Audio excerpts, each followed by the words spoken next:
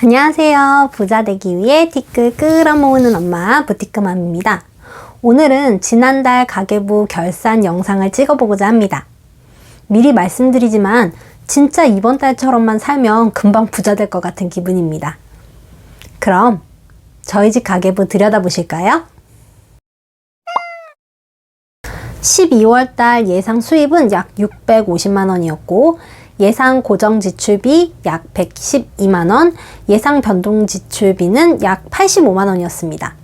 첫 번째 주에는 무지출한 날이 하루 있었고 12월 1일의 경우에도 재난지원금 사용해서 지출한 것으로 실지출은 0원입니다.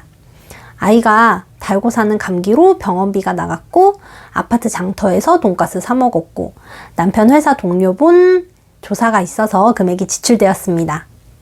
남편이 부서를 옮기면서 컴퓨터를 하는 시간이 길어져서 안경 2개와 렌즈를 구입하는데 대략 20만원을 지출했습니다. 아이 다친 거 상처 치료약도 구매하였고 남편이 정말 오랜만에 옷을 샀습니다. 아이와 친정엄마와 저 셋이서 파주 프리미엄 아울렛에 놀러 갔는데 롯데 상품권으로 크리스피 크림 도넛을 사 먹었습니다.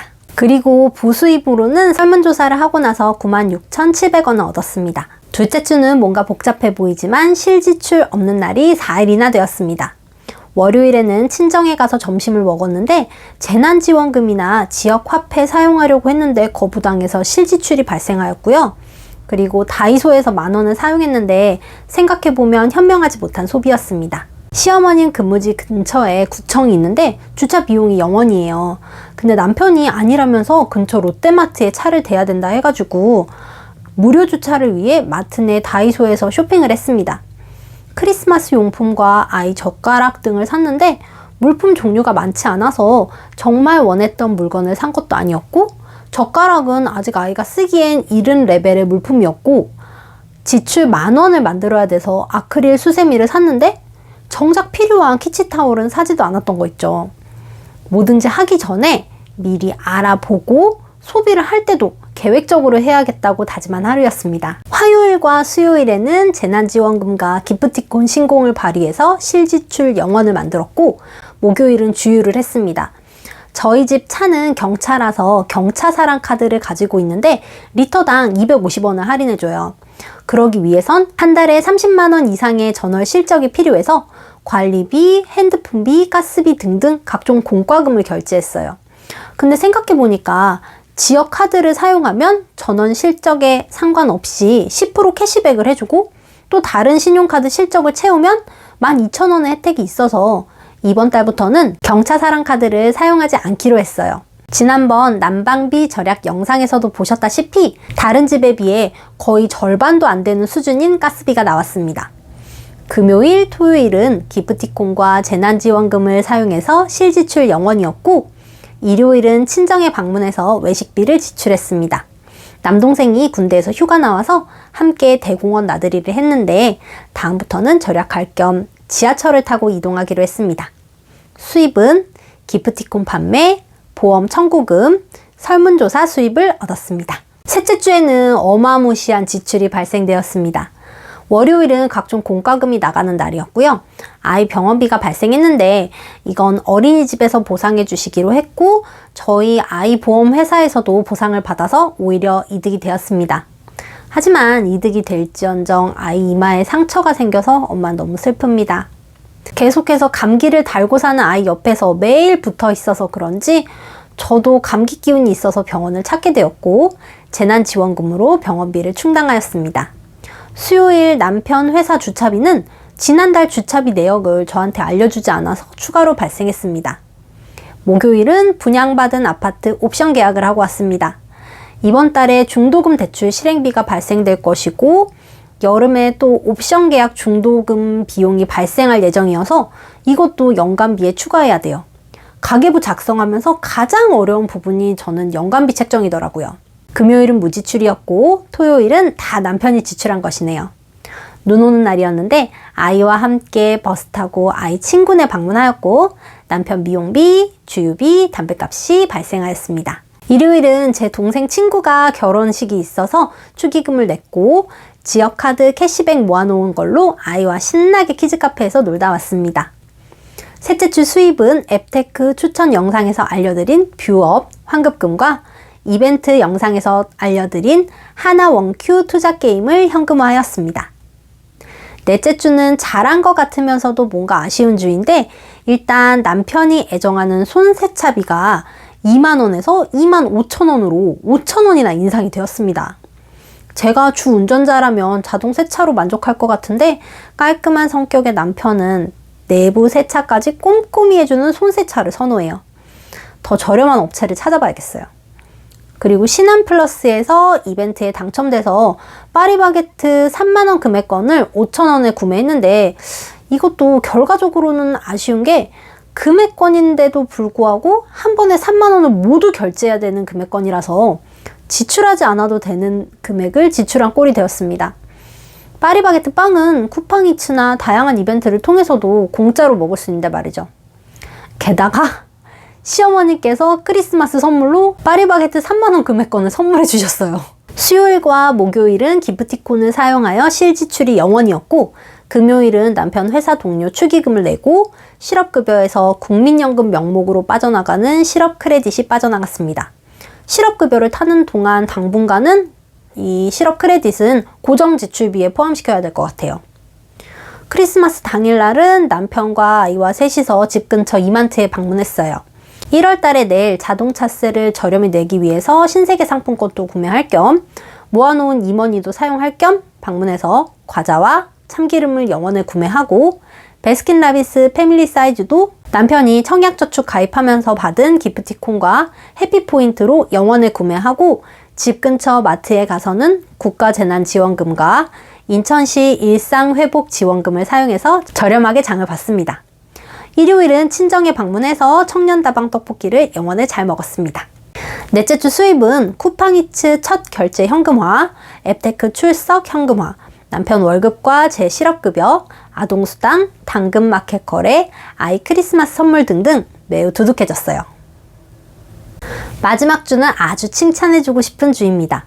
일단 수입은 아이 병원비 청구한 보험금이 나왔고요. 일상회복지원금을 이용해서 의료비와 주유비, 키즈카페 비용을 결제해서 실지출 0원입니다. 매월 발생되는 남편 회사 주차비 발생하였고 갑작스럽게 세탁기가 얼어버렸는데 빨래를 할 수 있는 기온이 그날밖에 없어서 수요일에 급하게 코인 빨래방을 다녀왔습니다. 근데 낮 동안 따뜻해져서 그런지 저녁쯤 되니까 세탁기가 다시 작동돼서 생돈을 버린 것 같아 안타까운 날이었습니다. 마지막 날은 고정지출비인 관리비를 제외하고는 실지출이 0원입니다.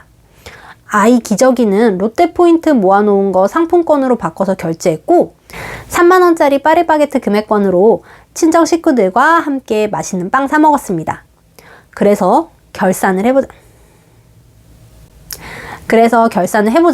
12월 달 총 수입은 817만 4,658원, 지출은 315만 930원, 총 저축액은 313만 5,960원입니다.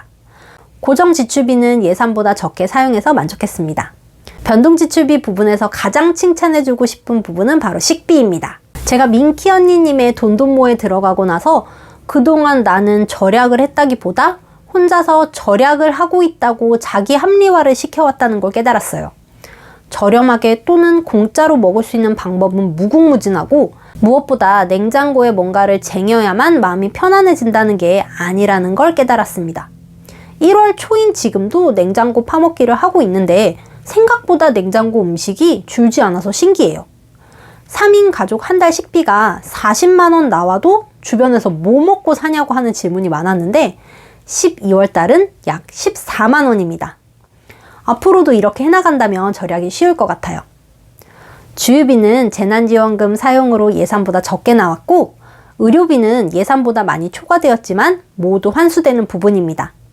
생활용품은 남편 안경 구입이 예정되어 있어서 넉넉하게 짰는데 거의 비슷했고 경조사는 생각보다 많아서 15만원이나 초과했네요. 의류 미용비는 남편 옷 구매와 코인 빨래방 이용 금액이고 문화여가비는 원래 저와 아이 둘 다 마트에 있는 문화센터에 다닐 예정이었는데 선착순 마감이 되기도 했고 갑작스레 코로나 확진자가 늘어나는 바람에 포기해서 예산을 세이브했습니다. 차량 유지비는 남편 회사 주차 비용과 손세차비, 자동 세차 비용이고 다음 달부터는 예산을 조금 늘려야겠다고 생각했어요. 저는 용돈을 한 푼도 쓰지 않았고 남편 용돈은 담배 구입비와 머리 커트 비용입니다.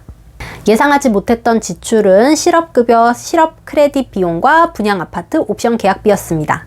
이게 2021년 한 해 동안 제가 작성했던 가계부예요. 구성도 굉장히 좋고 그래서 열심히 쓸 수 있었던 것 같아요. 제가 한 가지 버킷리스트가 있는데 제 이름으로 된 저만의 가계부를 쓰는 거거든요. 이 가계부 이름도 나만의 가계부예요. 제가 원래는 오프라인에서 가계부를 굉장히 많이 비교해보고 제가 마음에 드는 구성인 그 가계부를 구매하는 편인데 100% 만족하는 건 사실 없죠. 제가 만든 게 아니니까. 그래서 저만의 가계부를 만들고 싶은 그런 최종적인 꿈이 있고 제가 좋아하는 점은 일단 전혀 컬러풀하지 않고 그래서 내가 쓴 글씨만 잘 볼 수 있고 예산과 결산을 보기에 편하고 그 다음에 칸이 많이 넓고 그런 점이 좋아요. 대신에 이제 연간 결산이나 분기별 결산 그런 건 하기는 조금 어렵더라고요. 그리고 이게 제가 이번 달에 쓸 가계부인데요. 이거 제가 알려드린 그 출석 체크 어플인 바보사랑에서 적립금 모아가지고 공짜로 산 건데 이것도 뭐 100% 만족하진 않아요. 근데 가계부는 일단 쓰고 결산하고 그걸 바탕으로 예산을 잡고 예산 안에서 생활하시고 그게 바로 절약의 시작이거든요. 여러분들도 올해 한 해는 아직 1월달 얼마 안 지났잖아요. 오늘부터라도 좋거든요. 가계부 꼭 작성하셔서 절약하시길 바래요. 제가 작년까지는 연말 결산이나 연간비 책정은 해보지 않았는데 올해는 연간비를 따로 만들어 놓고 그 안에서 생활하고 또 12월 달처럼 식비 절약도 해서 부자 되는 길로 걸어가는 게 아니라 뛰어가는 한 해를 만들도록 하겠습니다. 저희 집 가계부 영상 봐주셔서 감사하고요. 오늘 하루도 저와 함께 목돈 만드는 하루 되세요. 새해 복 많이 받으세요.